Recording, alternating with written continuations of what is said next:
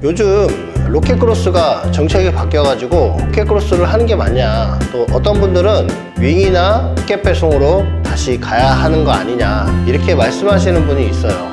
그래서 저는 제가 로켓 배송을 그래도 한 달에 한 3억 정도 매출이 나왔었는데, 그럼에도 불구하고 지금 하고 있지 않은 이유에 대해서 말씀을 드리려고 합니다. 제가 로켓 배송을 처음 입점하고 나서 저는 이제 왕구로 입점을 했었어요. 그러니까 인증도 받고 해서 이제 로켓 배송으로 엄청 많이 팔았는데, 로켓 배송으로 매출이 많이 나오기 시작하면요, 성장 장려금이라는 거를 계약을 요구를 하시더라고요. 저는 이제 성장 장려금이 뭔가 이렇게 봤더니, 매출이 성장하는 것만큼 이제 쿠팡에서 몇 프로 정도 수수료를 더 떼간다, 이제 그런 개념이거든요.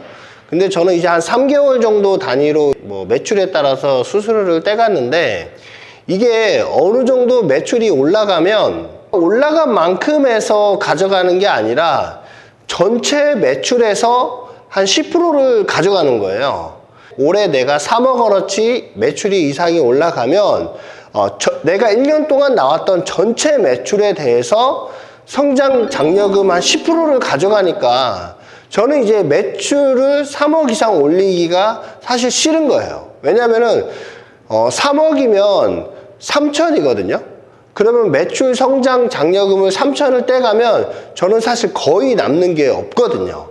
근데 처음에 제가 로켓 배송 운영을 할 땐 내가 성장 장려금이라는 걸 생각을 안 하고 운영을 하고 다 이미 경비를 다 써버렸기 때문에, 나중에 성장 장려금만큼 떼가면은 전 사실 남는 게 없는 거예요. 물론 쿠팡은 제가 얼마나 남는지에 대해서는 관심이 없죠.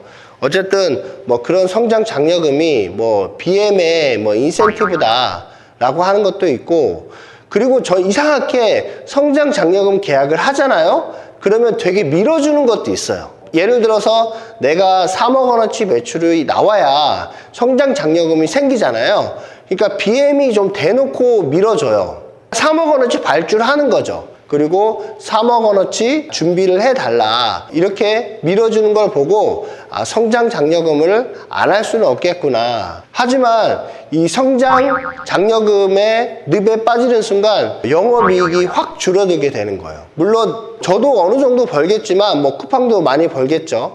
그래서 같이 상생하자는 의미를 알겠는데, 그래도 저는 다 제안을 해줄 때 이미 한 10%, 15% 마진을 보고 하는 거거든요.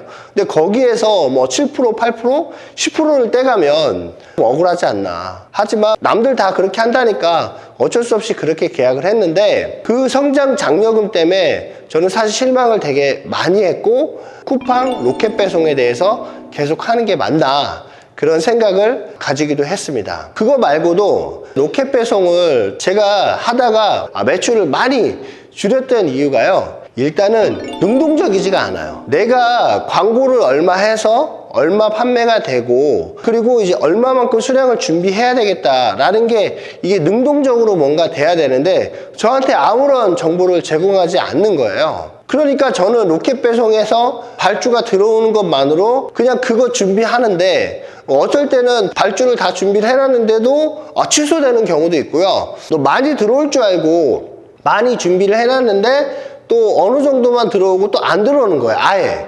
그래서 어느 날 돌아보면 왜 발주가 안 들어오나 보면 가격이 2배로 돼 있는 거예요. 그러니까 소비자 입장에서 사실 살 이유가 없죠. 10,000원짜리를 20,000원에 팔고 있으니 당연히 내 제품을 팔 이유가 없는 거예요.